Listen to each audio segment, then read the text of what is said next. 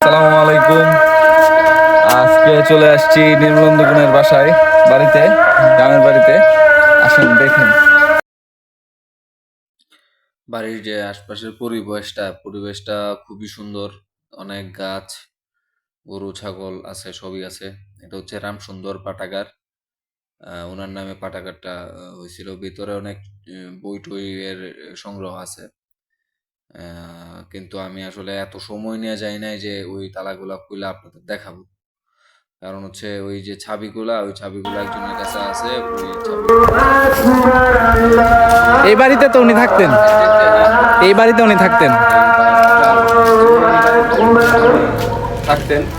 কারণ উনি আপাতত এই যে 3 বছর যাবত এত বাসায় আসে না, বাড়িতে আসে না, ঢাকায় উনি থাকেন।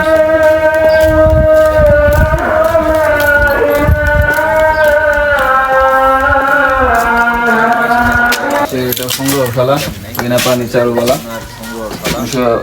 2011 সালে এটা প্রতিষ্ঠিত হয় আর কি। তো ভিতরে অনেক সংগ্রহশালার মধ্যে আছে অনেক কিছু। ওইটা আমি আসলে খুব সময় নেওয়া যায় না, এটা আগেই বললাম। এটা পরবর্তী সময়ে কোনো এক সময় আপনাদের দেখাবো অবশ্যই। তো সেই পর্যন্ত জয় ভাইয়ের সাথেই থাকুন। ভালো থাকবেন, সুস্থ থাকবেন, সুন্দর থাকবেন, রোজা রাখবেন।